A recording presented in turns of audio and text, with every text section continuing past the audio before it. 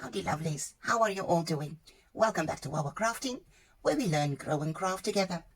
In today's session of this short tips and tricks series, we are going to make paper rosettes.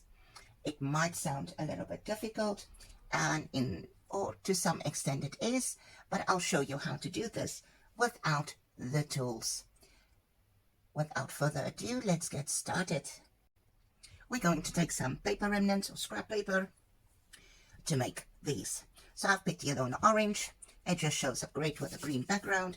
You can do this in any color you wish, for any theme you want, and of course you can adjust this and make it much bigger, say for instance for a backdrop for a party or a wall decor piece that you want to achieve. Now for this I will use the orange one now to trace some circles. This is about, let's see, this piece of paper is just over 6 inches long, and it is just over 2 inches wide. That's what I have, that's what I will use. So I want to first let us trace some circles. For each rosette you will need 2 paper circles. So I'll just move the yellow to one side and just work with the orange right now. So I don't believe in wasting paper. I always think of the trees. So I'll just fold this one over double. So I just trace it once, cut once, and then I have 2 circles. So there we have it. And it's slipping. Pencil, let me just see if I've got that. That should be fine. Just going to maybe a bit small. The piece of paper that I used, but we will still get a sort of circle out of here. And just cut it once. Just bring that in a little bit because it was too small. So there we have minimal paper wastage, and we've got 2 circles that we need. Now for this, of course, if you have the circle punches, I guess this is about just a tiny little bit bigger than a 1-inch circle. This one looks a little bit skew there. Let's just trim that little bit, and I will now keep trimming till there's nothing of the circle left. But there we have it. Okay, so we've got our 2 paper circles that we will glue on either side of the rosette. Now for the next step, if you have a scoring board, you can go ahead and score this with your scoring board. I'm using a scoring tool. You could use a ballpoint pen without any ink in it. You can use a butter knife, something that doesn't have a very sharp edge that will cut your paper. If you have something like a nail file, the old metal ones, that can be working. Popsicle stick, a paperclip, the side of a paperclip, you can use that. So I'm going to just score this, and I'm using my cutting mat as a guide. If you don't have a cutting mat, you can simply mark your ½ centimeter or centimeter spots on here. So in inches, that will be, let me just give it to you, 3/8 of an inch. So let's get started. I'll use my ruler and of course my lines on the cutting mat to just score at these marks. Intervals for now, we're just scoring. We will split this paper in half in a little bit, but for now let's continue and just score.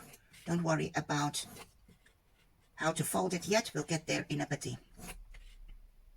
This one might be a little bit longer, and I will definitely speed that up for the process, just so that you can not be bored while watching me scoring this little piece of scrap paper. Of course, this is a wonderful scrap buster. There you have it. So I hope you can see the little lines where it is scored, just so that it makes your fold easier, much easier. Now before we continue, I want to just cut this in half. So what we're going to do is, this is about 5, just over 5. This is a bit skew, I see now. But anyway, and I thought it was straight. So I'll just adjust this, do about a half there and a half there. Sort of, we can just trim it a little bit. And I'll use my paper trimmer, paper cutter, box cutter, craft knife, Stanley knife. It's got so many names anyway.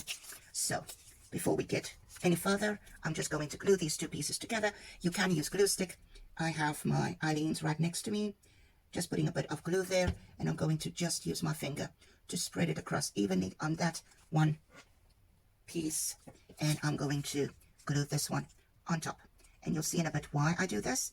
It just makes the end process a little bit easier. So the paper is longer. Could you have used a longer strip of paper? Sure, you could have. I just want to show you that you shouldn't shy away if you don't have a long enough piece. So this is about, let's measure it just to make sure, just over 12, 1/8 longer than 12 inches. So we're going to start folding this now. And that's what they call the mountain and valley fold, because it looks like an M or a W when you are finished. Just continue with that. This is the most time-consuming part of it, is to do the folds. Just fold on those little score lines that you made. You can try and fold this yourself, but it tends to go a little bit skew the more you fold. So the score lines really truly help. And then there's that piece where we have attached the two together. Let's just fold that properly in and continue with the process. Like I said, this is the most tedious part of making the rosette. This is something that you maybe can do in front of the TV, especially when you had done your score lines already. Why does this one keep on going skew now? Not to worry. We'll just continue folding it. We're almost there. I know there are some dies available to make this, but the whole idea is to show you how to do this without those fancy tools.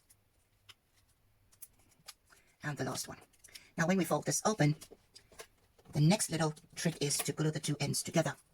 Now you'll see the wonderful mountains and valleys. When you glue these two together, make sure that they fit into each other and make another valley. So this one worked out perfect. If it didn't, you will just fold it one over. So again, I'll just get my glue so I can just attach these two parts. Not too much glue. You don't want the paper to warp. And I normally just spread it evenly with my finger, get rid of the rest on a baby wipe, and then we glue this part in. And this one worked out perfect. Like I said, sometimes you have to just attach it in the valleys. So there we have it. Just for a moment, hold that.